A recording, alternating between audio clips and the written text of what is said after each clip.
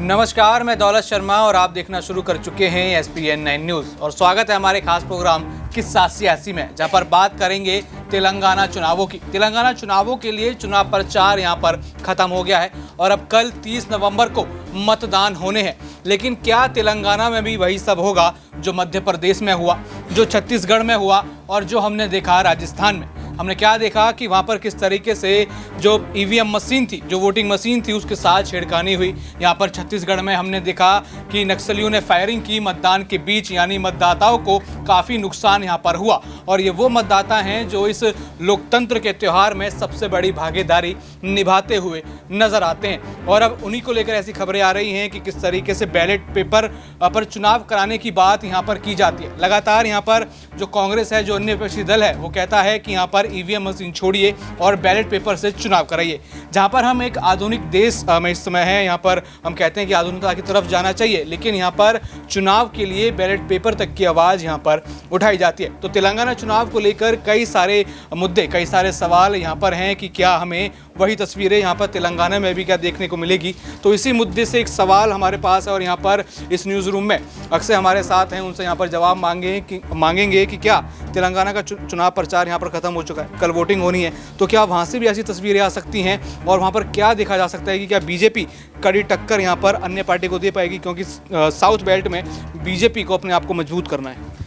देखिए, दोनों ही चीज़ें यहाँ पर जिस तरह से 4 राज्यों के विधानसभा चुनावों में हमें देखने को मिला कि कई जगह से ऐसे दृश्य सामने आए कि कहीं ना कहीं EVM खराब मिला, कहीं ना कहीं यहाँ पर दो जो मुख्य जो राजनीतिक दलों के बीच मुकाबला हुआ, उनके समर्थक आपस में भिड़ गए, कहीं पर EVM गायब मिला। तो ऐसी बहुत सी चीज़ें आई और जिस तरह से परिस्थितियाँ लगातार नजर आई है 4 राज्यों के विधानसभा चुनावों में, तो ऐसे ही हमें यहाँ तेलंगाना में भी देखने को मिल सकता है। इसके अलावा जिस तरह से आपने यहाँ पर जिक्र किया कि तेलंगाना में क्या कुछ बीजेपी कर सकती है, तो देखिए, अगर हम यहाँ आंकड़ों के हिसाब से बात करें तो तेलंगाना में फिलहाल बीजेपी के केवल 1 विधायक है, लेकिन जिसके बाद 2018 के विधानसभा चुनावों के बाद 2019 के लोकसभा चुनावों में बीजेपी तेलंगाना की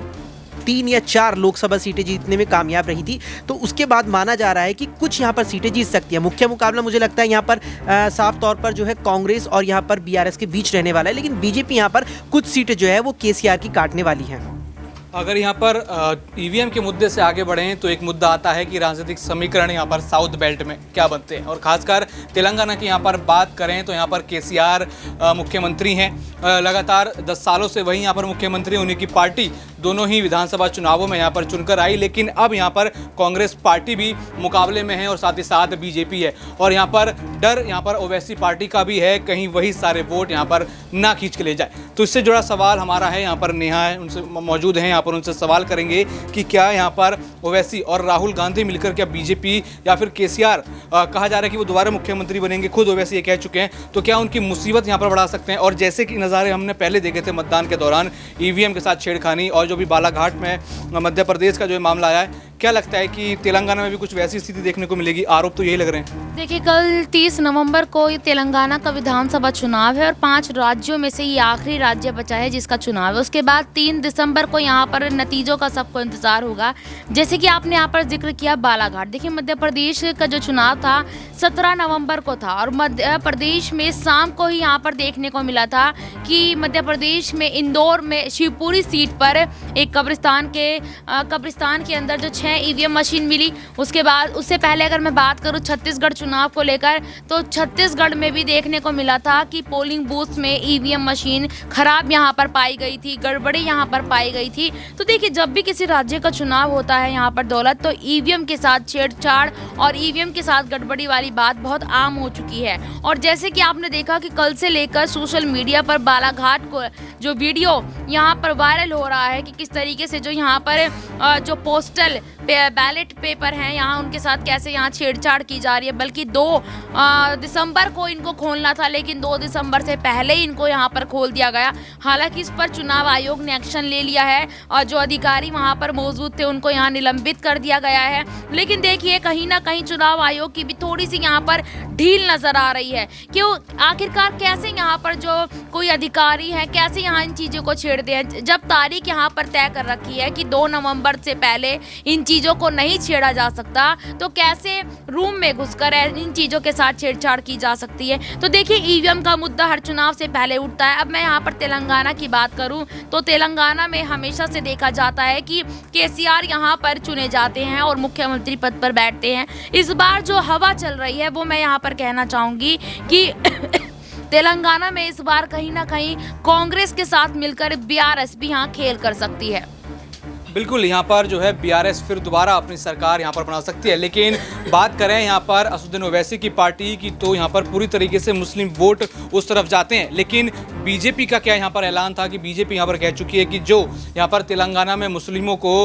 जो रिजर्वेशन दिया जाता है वो कैंसिल किया जाएगा। तो आखिर इसके ऊपर यहाँ पर एक सवाल उठता है कि यहाँ अगर इस तरीके से होगा तो वहाँ के जो मुस्लिम वोट हैं वो अगर बीजेपी से खफा हुए तो बीजेपी जहाँ अपने आप को मजबूत बनाने के लिए सोच रही है, कहीं ना कहीं वहाँ पर बीजेपी गिरती नजर आएगी। न्यूज़ रूम में हमारे साथ प्रज्ञा मौजूद हैं, उनसे यहाँ पर अपना अगला सवाल लेंगे कि क्या जिस तरीके से बीआरएस ने तो आरक्षण यहाँ पर दिया हुआ है लेकिन बीजेपी उसको यहाँ पर कैंसिल करना चाहती है तो कितना प्रभाव इसका पड़ेगा। तो क्या यहाँ पर लोकसभा के लिए भी यहाँ पर जो मुस्लिम वोट होंगे वो कुछ यहाँ पर अलग सोचेंगे या फिर यहाँ पर बड़ी हानि बीजेपी की हो सकती है? बिल्कुल, देखिए तेलंगाना की अगर बात करें तो वैसे भी यहाँ पर कांग्रेस पार्टी काफ़ी ज़्यादा मजबूत स्थिति में नजर आ रही है क्योंकि इसकी सबसे बड़ी वजह के जो इंडिया गठबंधन की बैठक है उसकी शुरुआत ही हमने देखा कि किस तरीके से तेलंगाना से होती है। हैदराबाद में मीटिंग रखी जाती है और ऐसे में कांग्रेस का इस राज्य में ही अपनी मीटिंग को रखना साफ तौर पर विधानसभा चुनावों को लेकर ही था और ऐसे में सवाल लगातार यही उठ रहा है जैसा आपने पूछा भी। और इन दिनों भारतीय जनता पार्टी को जब उन्हीं के गढ़ में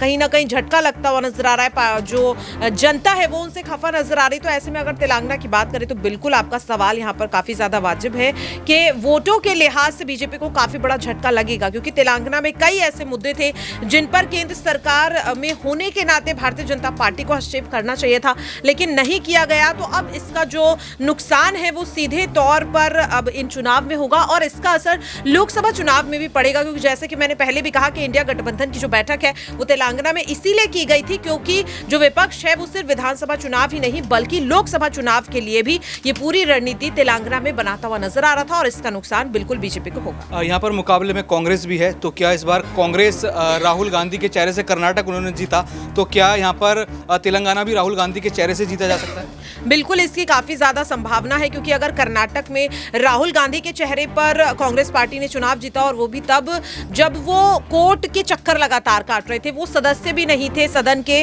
और मतलब उनकी सदस्यता जो थी वो रद्द हो चुकी थी, वो सांसद नहीं थे लेकिन फिर भी उनके चेहरे पर कांग्रेस ने मजबूती दिखाई और ऐसे में अब तो राहुल गांधी सांसद बन चुके हैं और जाहिर तौर पर वो चुनावी प्रचार इतना ज्यादा तेलंगाना में सबसे ज्यादा अगर आप देखेंगे तो कांग्रेस पार्टी की तरफ से राहुल गांधी ने ही किया है और जिस तरीके से वो खास तौर पर तेलंगाना की महिलाओं के बीच जाकर पार्टी को मजबूत करने का काम कर रहे हैं तो इससे जाहिर तौर पर समझ में आ रहा है कि राहुल गांधी को क्यों बार बार तेलंगाना में आगे किया जा रहा है। ये सिर्फ और सिर्फ विधानसभा चुनाव के लिए ही नहीं बल्कि लोकसभा चुनाव के लिए भी है ताकि पीएम उम्मीदवार के लिए राहुल गांधी की छवि को और ज्यादा बेहतर और मजबूत बनाया जाए। बिल्कुल, यहाँ पर जैसे हमारे साथी की माने तो राहुल गांधी एक मजबूत चेहरा यहाँ पर नजर आ रहे हैं और यहाँ पर सिर्फ जो मिशन है विधानसभा चुनाव नहीं बल्कि लोकसभा चुनाव है। तो ये देखने वाली बात होगी कि तेलंगाना में जो कल विधानसभा के लिए मतदान होने हैं उसमें कितनी जनता यहाँ पर आती है, कितने प्रतिशत यहाँ पर वोट पड़ते हैं और 3 दिसंबर को किस प्रत्याशी की यहाँ पर किस्मत खुलती है, किसके सर यहाँ पर सीएम का ताज होगा और किसकी सरकार राज्य में आएगी। बाकी और भी ऐसी खबरें जानने के लिए देखते रहिए SPN9 न्यूज़। धन्यवाद।